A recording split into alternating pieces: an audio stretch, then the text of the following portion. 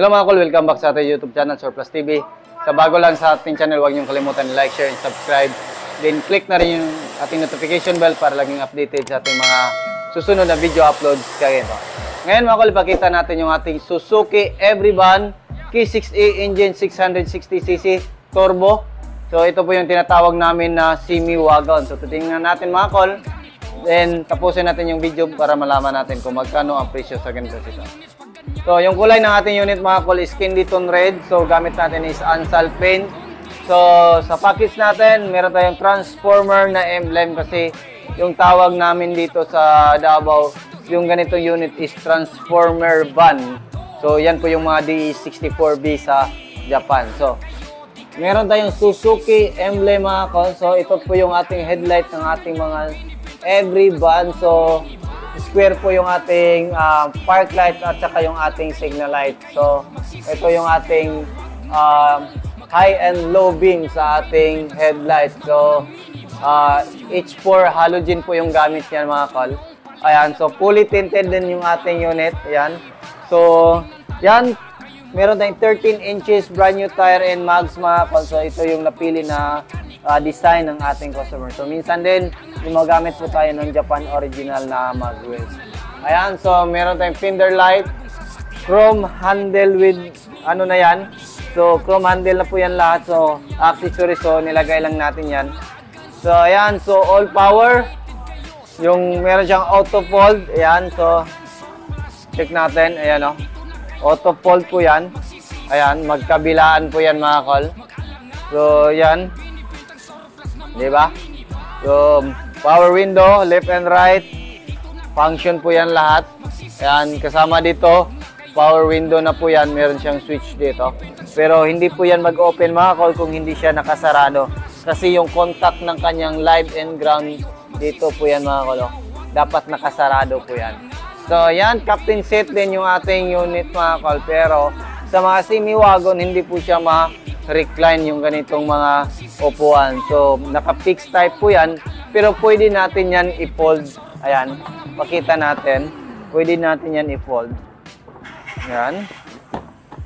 So, ganyan po. Pakita natin. So, i-fold din natin yung sa kabila para makita ng ating mga viewers dyan na kung gaano kalaki yung space yung mga Everyvan na tinatawag natin na semi-wagon. So, ayan o.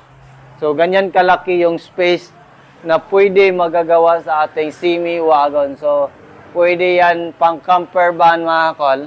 So, ito yon.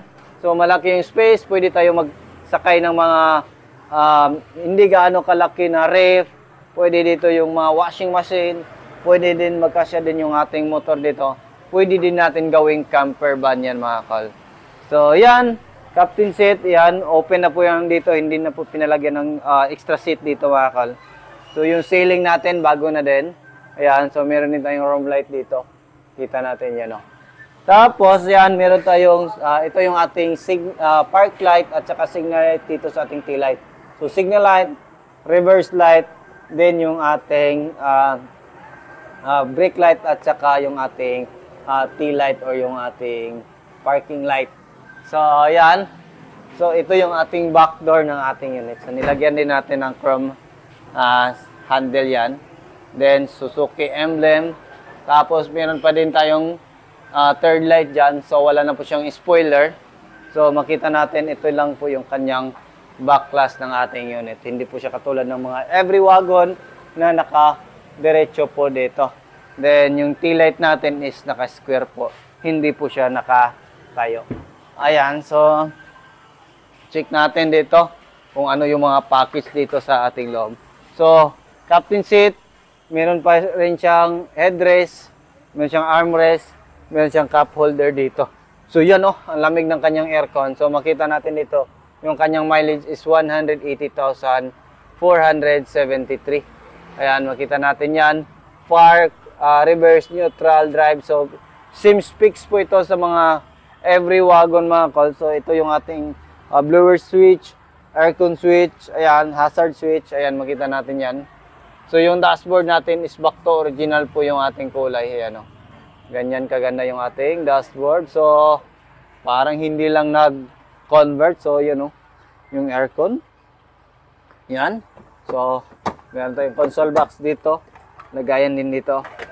Ayan. So, dito din. Ayan. Lights. Visor. Ayan. Magkabilaan. Ayan. So, meron tayong mga passenger handle. Magkabilaan din. So, yung makina nito mga kol is pareho lang po sila ng makina ng mga every wagon na turbo. So, yung kanyang makina is K6A engine. Yan. 660cc, 63 horsepower. Powered by 4-speed automatic transmission. So, 4x2 lang po ito mga kol. Ayan. Hindi po siya all-wheel drive. So, yan. So, 4x2. Yan. Ito yung ating makina. Same lang po siya mga kol sa mga every wagon. So, timing chain pa rin. 3-cylinder inline, AFI or electronic fuel injected. Ayan, so naka-turbo. Meron siyang oxygen sensor. Ayan, ito po yung oxygen sensor. Ito yung ating turbo. Sa ilalim dito, nandyan po yung ating mga ignition coil at saka spark plug. Dito tayo mag-refill ng oil. PCV valve, yung ating injector. So, yan. So, automatic transmission po ito mga kol. Meron din siyang overdrive pa rin. Ayan. So, ulitin ko po, yung presyo sa ganitong setup is 240,000. All in na po yan mga kol. Naka-mag wheels, new paint, ansal po yung gamit natin. With 1 month warranty po tayo, engine and under chassis. So, all power na din. So, yan lang muna yung ating vlog for today mga kol. Maraming salamat po sa inyong panonood. Sa bago lang sa ating channel, don't forget to like, share, and subscribe.